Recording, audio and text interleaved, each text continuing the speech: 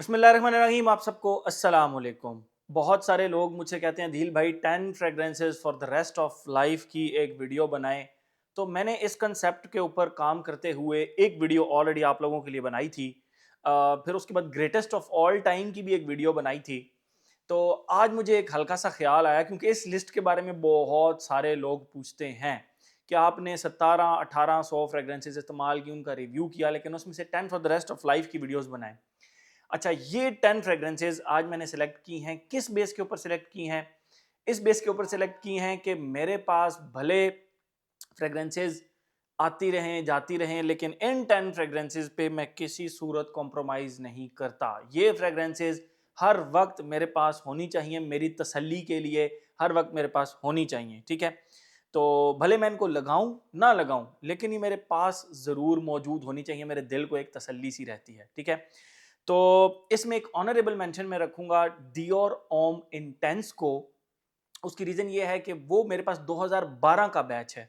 मैं यहाँ पे सबके नाम और तस्वीरें लगाता जाऊंगा। डियोर ओम इंटेंस, तो उस फ्रेग्रेंस को मैं ऑनरेबल इसलिए रखूंगा क्योंकि वो 2012 बैच है, वो आपको बिल्कुल अब नहीं मिल सकता। ये फ्रेग्रेंसेस आपको आज के दिन भी मिल सकती हैं, उसको मैं ऑनरेबल मेंशन में रखूंगा। वो मैं लगाऊं या ना लगाऊं, वो मेरे पास पड़ी जरूर होती है। 2012 का बैच है एंड बहरहाल आप उसको अगर रीसेंट टाइम्स में भी अगर आप उसको लगाते हैं तो कोई बहुत ज़्यादा फर्क नहीं है, बस उसके अंदर स्पाइसीनेस थोड़ी सी आपको कम फील होगी। तो जल्दी से पहले अपनी लिस्ट को स्टार्ट करते हैं।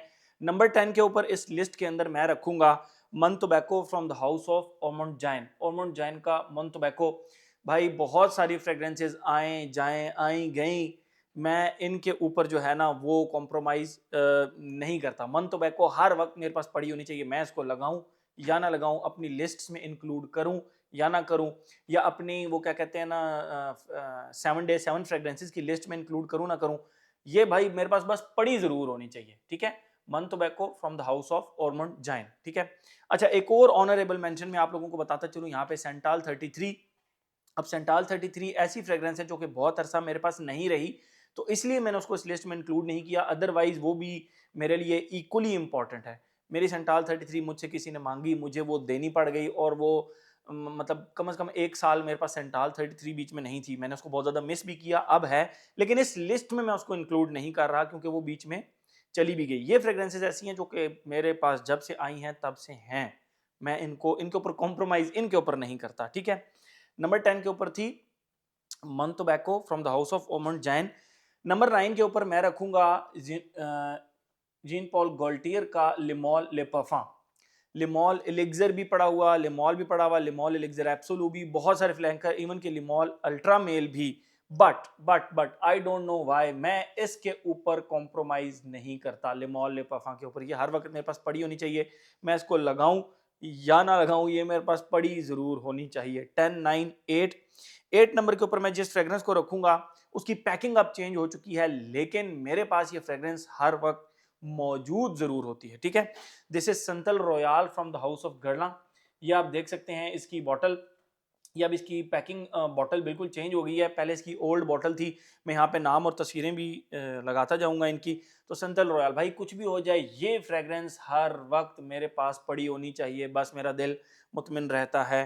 तो जबरदस्त, मतलब मेरी फेवरेट फ्रेग्रेंसेज में से एक भी है। अगर टॉप 50 अगर मुझे फॉर लाइफ सेलेक्ट करनी पड़े तो ये उनमें ज़रूर होगी भाई, ज़रूर होगी। ठीक है, नेक्स्ट फ्रेग्रेंस जो कि जब से मेरे पास है मैं इस फ्रेग्रेंस को बिल्कुल भी अपने से दूर नहीं जाने देता, और वो है जी apple brandy on the rocks from the house of Kylian.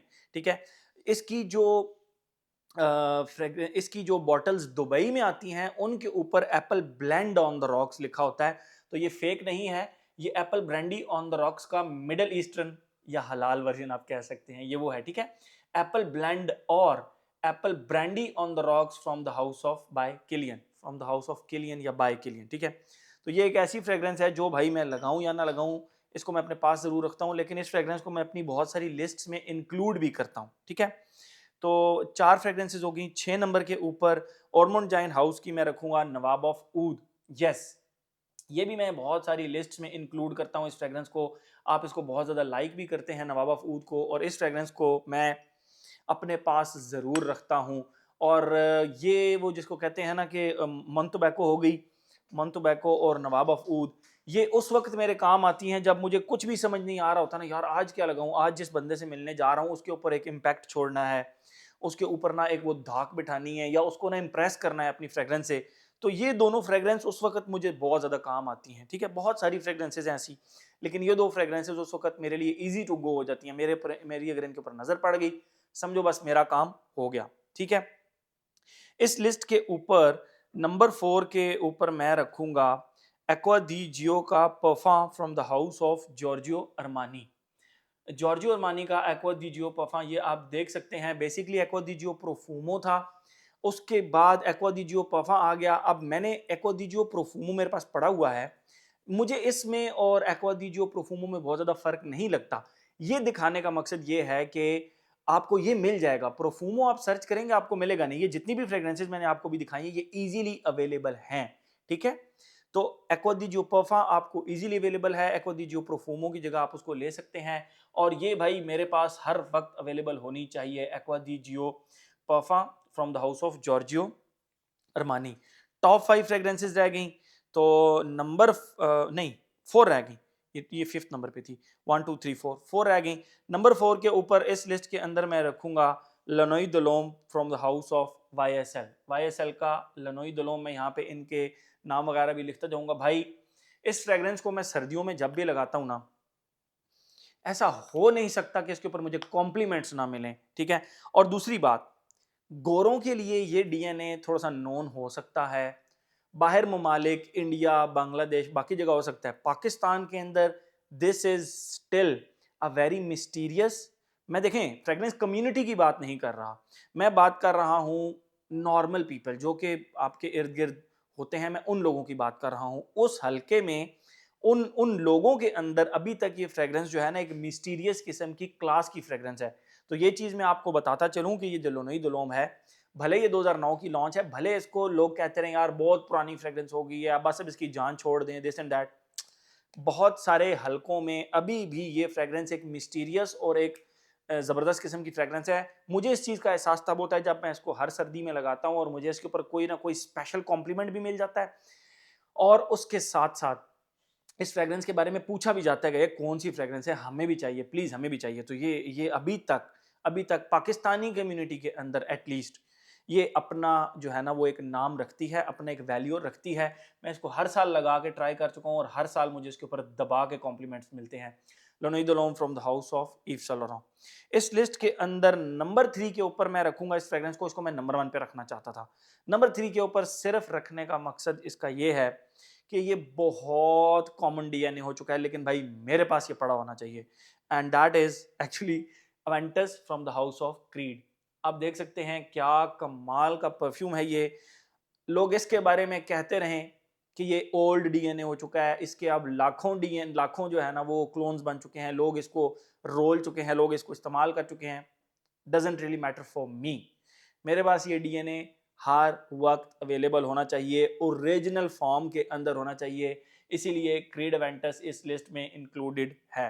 मेरी लिस्ट है, मैंने इसको इंक्लूड कर लिया। ठीक है, नंबर 2 के ऊपर इस लिस्ट के अंदर मैं रखूंगा एक ऐसी फ्रेग्रेंस को जिसके बारे में मैंने बहुत ज़्यादा जिक्र नहीं किया। इसका रिव्यू मैंने बहुत पहले 2020-21 में बना लिया था, लेकिन मैंने इसका जिक्र बहुत ज़्यादा नहीं किया। क्यों?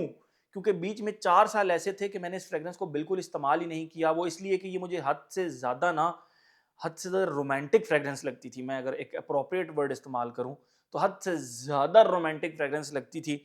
लेकिन अब जब मैंने इसको लगाना शुरू किया तो भाई दिस इज क्लास, मुझे ये बहुत अच्छी लगती है।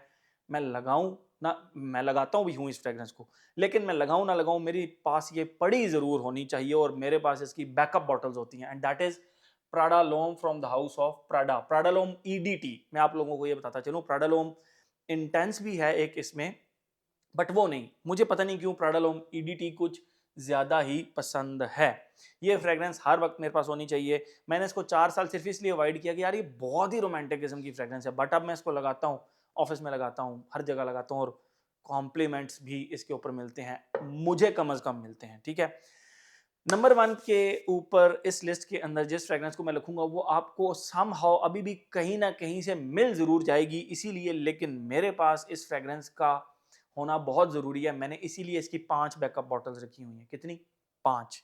और इस फ्रेग्रेंस का नाम है ultraviolet man from the house of Paco Rabanne. पाको रब्बान की अल्ट्रा वायलेट मैन, मेरे पास इसका 2009 का भी बैच पड़ा हुआ है, मेरे पास इसका 2020 का भी बैच पड़ा हुआ है, मेरे पास इसका 2022 का भी बैच पड़ा हुआ है, 2015-16 इस तरह करके 4-5 डिफरेंट डिफरेंट यानी डिफरेंट ईयर्स के बैच हैं। 2009 सबसे पुराना है, उसको तो मैं बहुत सिलेक्टेड लगाता हूँ, बस वो मेरे पास पड़ा ज़रूर होना चाहिए। तो भाई ये फ्रेग्रेंस एक ऐसी फ्रेग्रेंस है जो कि सब फ्रेग्रेंसेस जो है ना वो सर्कुलेशन में आ जाएं, मतलब यार आज मेरे पास प्राडा लोम ईडीटी है, ये दे के मैं कोई और मंगवा सकता हूँ। क्रीड एवेंटस, ये भी मैं मतलब एक्सचेंज कर सकता हूँ या किसी को दे सकता हूँ। फॉर एग्जांपल लनोई दोलोम भी एक ऐसी चीज़ है जो कि आप मैं एक्सचेंज कर सकता हूँ, लेकिन मैं फिर भी अपनी कलेक्शन में ज़रूर रखूँगा, ये मेरे पास जल्द अज जल्द वापस ज़रूर आ जाएगी। बट भाई ये ऐसी फ्रेग्रेंस है, ये मैं किसी को देता ही नहीं, ये मैं दे सकता ही नहीं, ठीक है। ये जी Ultraviolet from the house of Paco Rabanne, बहुत ही कमाल की फ्रेग्रेंस, मेरी मोस्ट फेवरेट फ्रेग्रेंस। मैंने बहुत सारी लिस्ट्स में इसका जिक्र किया है और मुझे ये ना मुझे बहुत सारे लोगों ने इसकी बैकअप बॉटल्स में से कहा यार आपके पास 5 पड़ी हैं, एक हमें दे दें, कुछ नहीं होता। मैंने नहीं दी भाई, आई डोंट नो व्हाई मैं नहीं देता। अब अच्छा, इसका सबसे बड़ा मसला ये है, इसके स्प्रेयर से ना जूस बहुत ज़्यादा निकलता है, जिसकी वजह से इसको जितना मर्जी कम लगा लो ये बड़ी जल्दी जल्दी खत्म हो जाती है। अब ये देखें, ये अब इतनी क्वांटिटी देख के ना मुझे फिक्र पड़ गई है कि इसकी एक और बैकअप बॉटल जो है ना वो कहीं ना कहीं से वो करनी है।